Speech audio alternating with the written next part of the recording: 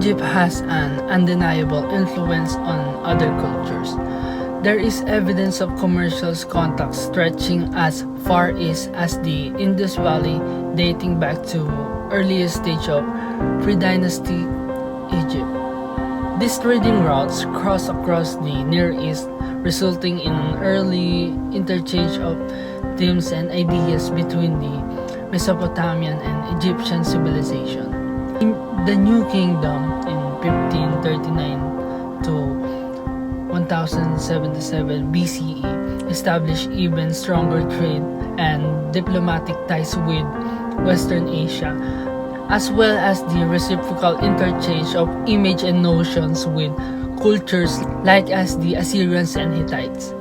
The Kushites, who governed Egypt during the 25th dynasty and whose monument featured an original combination of native Nubian and Pharaonic art, benefited from lively relations with the south.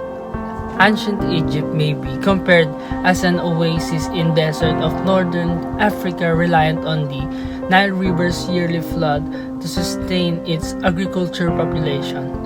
The rich floodplain of the Nile Valley, where the river flows between bands of limestone hills, and the Nile Delta, where it spreads into multiple branches north of present-day Cairo, provide the majority of the country's wealth. There is a fluctuating area of low desert between the river and the hills that supports a certain quantity of wildlife. Egypt's only mode of transportation was the Nile. Longevity. Ancient Egyptian civilization lasted for more than 3,000 years and showed a stunning level of continuity. That is more than 15 times the age of the United States, and consider how often our culture shifts. As recently as 2003, there was no Facebook, Twitter, or YouTube. Consistent instability. Egypt's stability contrasts sharply with the ancient Near East during the same time period, which saw an overlapping sequence of civilization and revolution with startling frequency. The earliest royal monuments, such as Narmer Palette, carved approximately 3100 BCE, show similar royal attire and attitudes as those seen on subsequent rulers, including Ptolemaic monarchs and Roman emperors on templates built more than 3 millennia later. Geography. Egypt is a place of duality and cycles, both geographically and culturally, except for a burst of grain that crosses either side of the Nile as traverses the length of the country. The landscape is nearly exclusive harsh, desolate desert.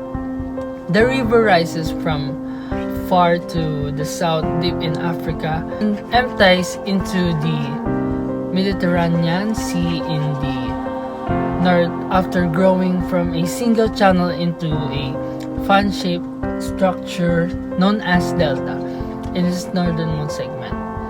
The river valley is surrounded by high cliffs of limestone and sandstone, with deposits of others harder stone, including granite and granodiorite, being discovered in the area of Aswan to the south. Time cyclical and linear. The yearly inundation of the Nile was also a consistent and quantifiable cycle that aided in the formation of their notion of time. Indeed, the calendar we use today in the West is based on one device by the ancient Egyptian. The year was split into 3 seasons: inundation, growing emergence, and harvest. Each season was divided into 4 30-day months. The pharaoh, not just a king. Egypt's rulers were complicated intermediates who straddled the earthy and celestial realms. They were plainly lived persons, but when they ascended to the throne, they also personified the immortal office of kingship itself. The Ka, or kingship spirit, was frequently represented as a distinct entity standing behind the human monarch. This heavenly part of the kingship was what gave the individual person who has the monarch authority. The living king was identified with Horus, the strong, virile falcon-headed deity who was said to have bestowed the throne on the first human monarch. The development of ancient Egypt. Although the colossal pyramids of Giza may appear to the layman to have sprung out of nowhere, they were grounded on thousands of years of cultural and technical growth and innovation. A separate article discusses the early growth and dynasties of ancient Egypt.